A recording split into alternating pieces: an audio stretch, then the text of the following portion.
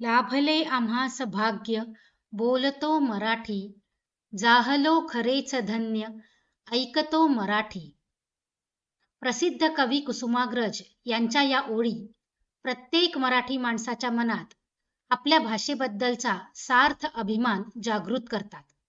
मराठी ही केवळ संवादाची भाषा नाही, तर ती महाराष्ट्राची संस्कृती, परंपरा आणि अस्मितेचे प्रतीक आहे.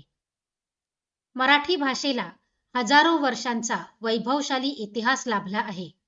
संत ज्ञानेश्वर, संत तुकाराम, संत एकनाथ यासारख्या महान संतांनी आपल्या अभंग वाणीतून मराठी भाषेला अमृताची गोडी दिली.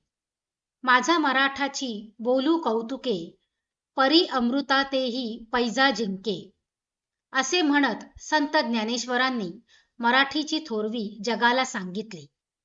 छत्रपती शिवाजी महाराजांच्या काळात मराठी भाषेला राजाश्रय मिळाला आणि ती स्वराज्याची राजभाषा बनली. मराठी साहित्य अत्यंत श्रीमंत आहे.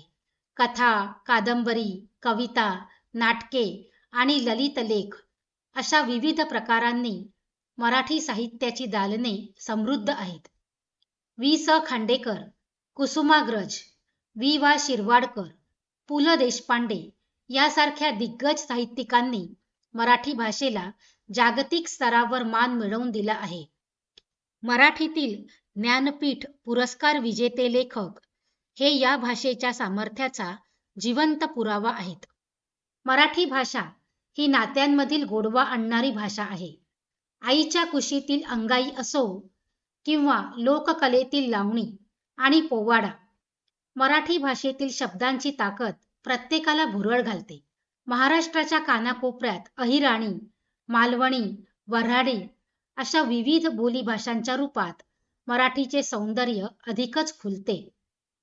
आजच्या धावपळीच्या आणि तंत्रज्ञानाच्या युगात इंग्रजी भाषेचे महत्त्व वाढले असले तरी मराठीचे स्थान अढळ आहे. मराठी ही जगातील सर्वाधिक बोलल्या जाणाऱ्या भाषांपैकी एक आहे. इंटरनेट, सोशल मीडिया आणि आधुनिक तंत्रज्ञानामध्ये आता मराठी भाषेचा वापर मोठ्या प्रमाणावर होत आहे. ही अभिमानास्पद बाब आहे. आपल्या मातृभाषेचे संवर्धन करणे हे प्रत्येक मराठी माणसाचे कर्तव्य आहे. आपण दैनंदिन जीवनात मराठीचा जास्तीत जास्त वापर केला पाहिजे.